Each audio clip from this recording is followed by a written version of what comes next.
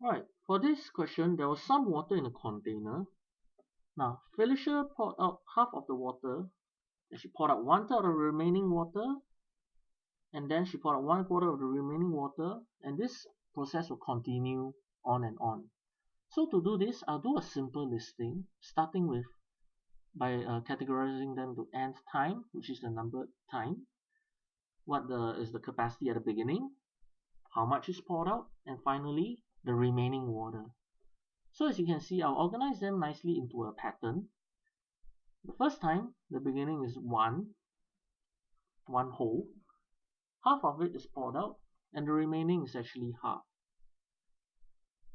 which is half times 1.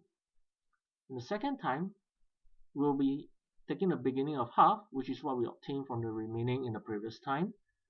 The amount poured out is actually 1/3 times whatever is remaining, which is half.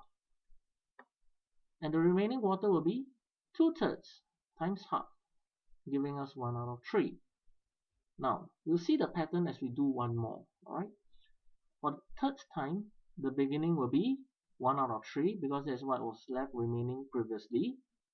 The amount poured out will be 1/4 times 1/3.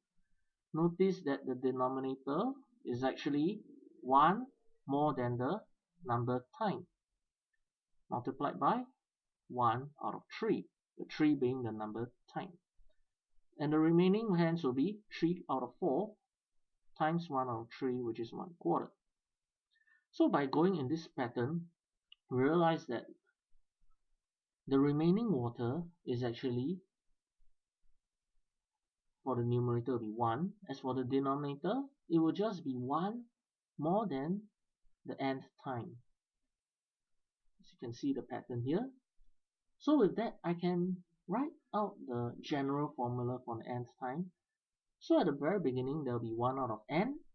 The amount poured out will simply be 1/n plus 1 multiplied by 1/n. The remaining water will be n/n plus 1 multiplied by 1/n equals to 1/n plus 1. So to solve the question, I want to find out when will it be exactly 1/10 of our original amount of water in the container. Which means to say I want the remaining to be 1/10. So solving for 1/n plus 1 equals to 1/10, I will get n equals to 9. So let's just put in the numbers to confirm that this is the case.